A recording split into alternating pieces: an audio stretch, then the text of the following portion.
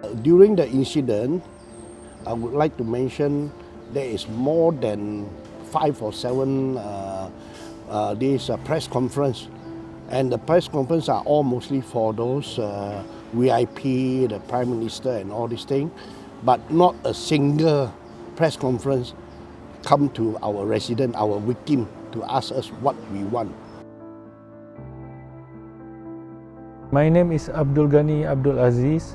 I'm staying at number 10, Jalan Putra Harmoni, 1/3F, Putra Avenue, the 5th house from the epicenter.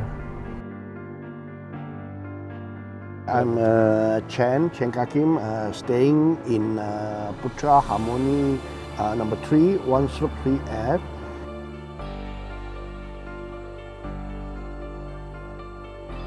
On the morning of April 1st, a massive fireball erupted from beneath this community. A high-pressure gas pipeline had ruptured with violent force. Flames tore through the sky, melting plastic, metal, and any sense of normalcy. In every corner of Putra Heights, memories are made. But on that fateful morning, every face, every home, and every heartbeat was undeniably marked by a crisis that would reshape the community. Today, I share the voices of those who lived through the catastrophic gas fire, a tragedy that became a crucible for hope and resilience. This is not just a story of flames and infrastructure failure. It is a story of lives interrupted, of neighbors united, and the enduring spirit of community. Untuk strategi gaseous fire ni memang kita tidak sesuai kita melakukan direct attack. Okay? Because dia punya heat radiation sangat tinggi, dia boleh mencairkan even kami punya protection pun akan affected. Okay, dan juga boleh affected kepada keselamatan anggota penyelamat itu sendiri. So the best way is tutup, injak, and then buat confine, cover kawasan sekeliling supaya kebakaran tak ada, and then let it burn. During that incident on 1st of April, my whole family is in the house. That was about 8 o'clock. I was in the kitchen, and then I was preparing some food for the lunch, and then suddenly I felt the whole house tremble, and there's a blast, and then the whole house tremble, looked like more like an earthquake. When the explosion happened, I was one of the luckiest one because I was not around. I was on Hari Raya holiday, whereby I went back to my mother-in-law hometown in Terengganu on the first Raya, and then when we heard about the explosions, we came back immediately after we heard it on the second Hari Raya. So it's just like less than 24 hours in Terengganu, then we came back to see what actually happened. But before that, I called my neighbor next to me. She told me that, Ghani, we have no house anymore. I said, are you joking? No, it's really, we don't have any house anymore. It's all burned. Your house, my house, our neighbor house, all burned. Before disaster struck, Putra Heights thrived with the vibrant rhythm of everyday life. Here, families celebrated festivals together, friends gathered for evening chats, and generation wove a rich tapestry of community traditions. On that brutal morning, as the gas leaks ignited into uncontrollable blaze, residents scrambled for answers and safety. What they experienced in minutes would forever alter their lives. I didn't know what to do. I just take a moment, take a deep breath, take a moment, and then think, how am I going to tell my wife who is still enjoying the Hari Raya celebration with her sisters, her families there. But I need to tell her. So she was shocked, really shocked and crying. And my sons also were crying because we didn't know what to do, where to go. And another thing, we have 8 cats in the house. So we didn't know what is the fate of the cats actually at that time. We are just praying so that all of them are okay. So I gather my family and everybody to run to the front, supposed to run away from the house. I know it's going to be quite dangerous. So when I reach the front house, the front portion of my house, I can see the fire across the road, the main road, my main road there. So there's no choice that I can run from the front, and then I start to run from the back. So with my whole family, 4 of us, and then with my dog also, we run until to the garden, and then we still feel the intense heat from the blast from the fire.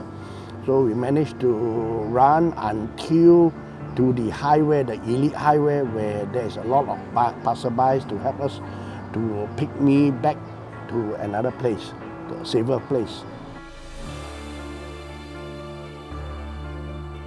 Hearing these raw and unfiltered accounts, we came face to face with the terror, loss, and overwhelming uncertainty that swept over the community in an instant. Masa kejadian, heat radiation tu boleh mencecah more than 1000 degree C. Heat, bila kita ambil bacaan dia punya heat radiation dia tu. So kalau nak compare dengan kebakaran biasa, sangat jauh lah, sebab ni gaseous fire. So dia punya heat dia tak sama macam hydrocarbon punya fire. When I saw the video made by, the CCTV by my neighbor, it was really horrible because when the heat wave hit the place, in less than 10 seconds, car is already gone, burned. It's not fire, it's only heat wave. So just imagine what is the temperature to burn a car with heat wave in about 10 seconds or a bit more. So that is really, really horrible. And then we are like stunned, what to do, where to go next, how to carry on. So all those things are concerning us until now. Myself and my wife got a first-degree burn on my back and my wife on the calf. Both my children is okay. They doesn't have any injury. Because we run, when the incident happened, it's usually less than 5 minutes we are running away. So that's why the intense heat is not that bad.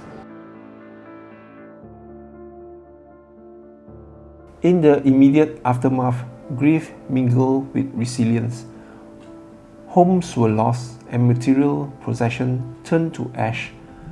But the intrinsic human spirits, this sense of belonging and care, refused to be consumed by the flames. It's really disheartening, and then it's really sad. It's just that we have to be together to go through all these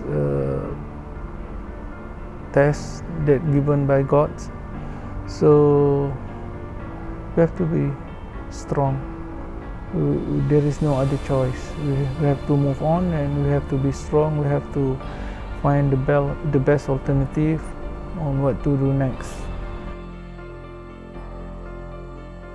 I was quite blessed and lucky that I have a lot of friends and relatives which they have donated and have given us some money and kind, and even the car also, my relative also rented, just loaned me a car at the moment because 4 of my car is totally burned out.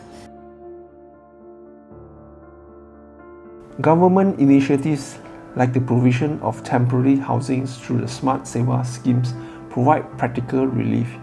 Yet it was the everyday act of kindness, a shared meal, a sympathetic hug, that stitches the frayed edges of community life back together.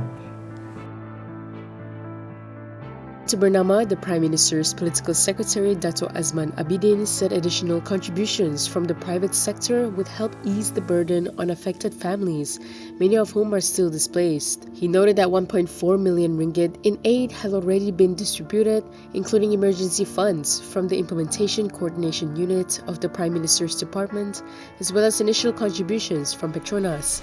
He said of the 219 families who received the aid, those whose homes were destroyed were given 5,000 ringgit, while families with partially damaged homes received 2,500 ringgit. Couldn't imagine that this thing happened to you. This is really hurts you because suddenly, in few seconds, you lost everything. You lost your memory, you lost your time, you lost your house, your property, a lot of things. A lot of things happens in the house and then you lost it. We don't really have, but only the insurance is asking us to sign some subrogation and some letter of undertaking if we were to claim the insurance. So that's why we are still in the midst of whether want to sign to claim from the insurance, or even the state government have appointed Sam Darby and Kitakon to do back the thing. But I don't know lah. I think there is a limit of their repairs. It's only 150,000. But the way I look at my house, is totally burned down. I think 150,000 isn't enough for me to cover to repair my house. Not mentioning my asset and everything inside my house. In the wake of the destruction, a remarkable transformation unfolded. Not only were physical structures being rebuilt, but each resident embarked on a personal journey of recovery and empowerment. I'm really thankful to our RA, especially our presidents and also chairman, Miss Wong, and also Mr. Peter. They are really helpful.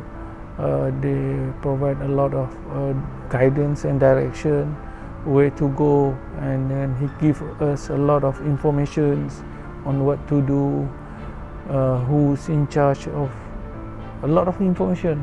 So even though he and she are victims, but they did their parts, and also so many others. So we have WhatsApp groups whereby we communicate with other residents. So all of us are there, husband, wife, son, so whoever affected. We communicate and support each other.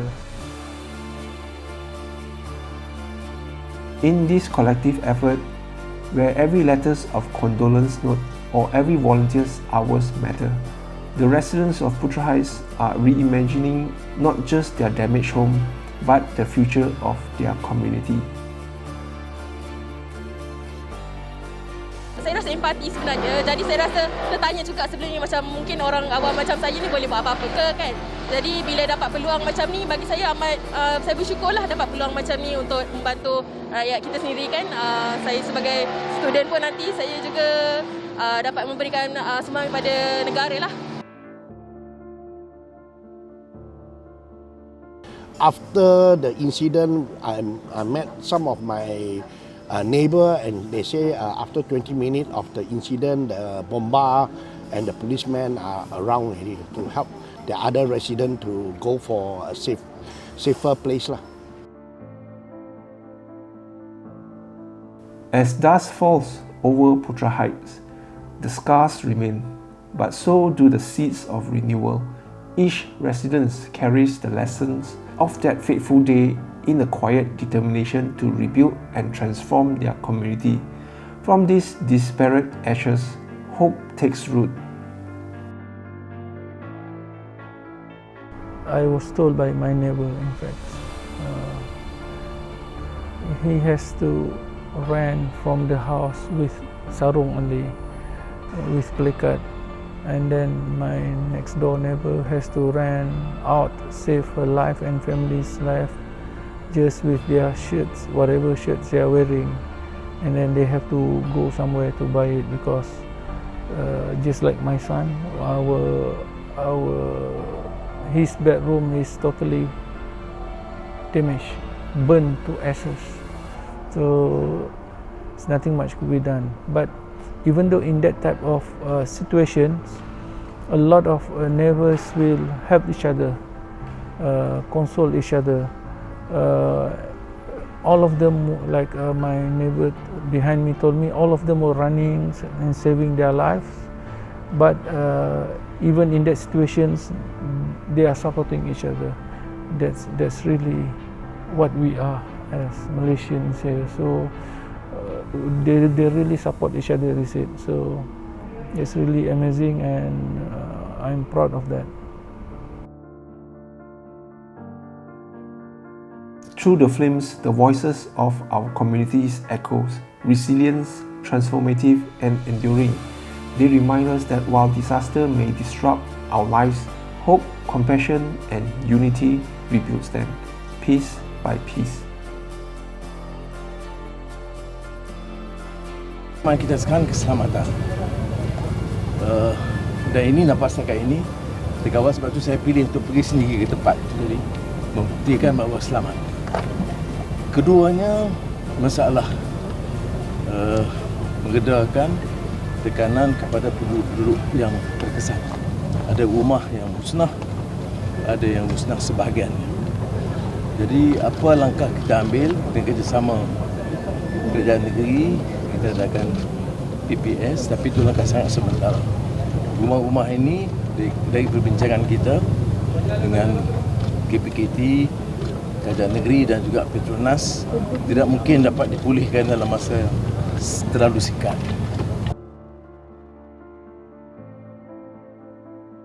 This segment captures the soul of Putra Heights, a community defined by warmth, shared struggle, and the unspoken bond between neighbors. If you have cherished memories of those communities that uplifted you, please write your story in the comments below. Your voice matters too.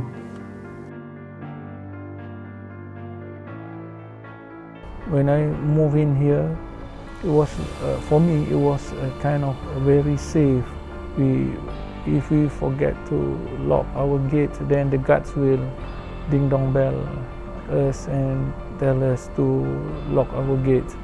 And if you left your key outside also, you don't worry because it's guarded and gated, and only certain people with certain approvals could get in. If this story has touched your heart, please remember to like this video, subscribe to my channel and share it with others who believe in the healing of our community. I also love to hear your reflection. Please write your thoughts and comments below and let this conversation of hopes and resilience alive.